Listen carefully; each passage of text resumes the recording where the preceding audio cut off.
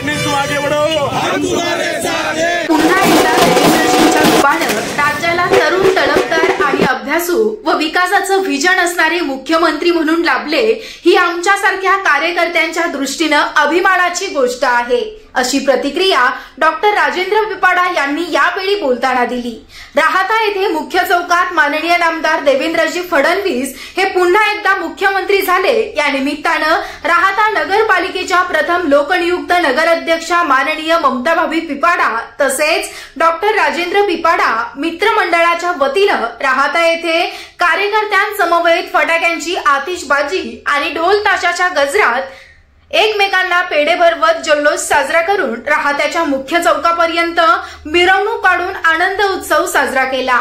यावेळी दिलीपराव वाघमारे, पोपटराव वरपे, मदनराव तारगे, शिवाजी आणप, श्रुती पिपाडा, नेमीचंद लोढा, गौरव जगताप, गणेश सोनीमिंडे, दत्ताभाऊ वरपे, नरेंद्र पिपाडा, राजेंद्र शिंदे, रौनक धाडीवाल, कमल नयन टाकी, सागर गुंजाळ, ॲडव्होकेट अभिजित वाघमारे, अविनाश धुमसे, मदनलाल पिपाडा, महेंद्र पिपाडा, महावीर पिपाडा, संतोष गुंजाळ, योगेश मुणावत, गोरख गायकवाड आदी जण उपस्थित होते।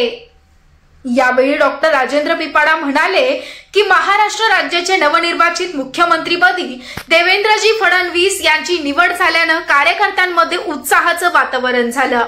देवेंद्र फडणवीस हेच राज्याचे मुख्यमंत्री व्हावेत अशी आमची आणि सर्वसामान्य जनतेच्या मनातील इच्छा होती, ती पूर्ण झाली, याचा मनस्वी आनंद आम्हाला होतोय।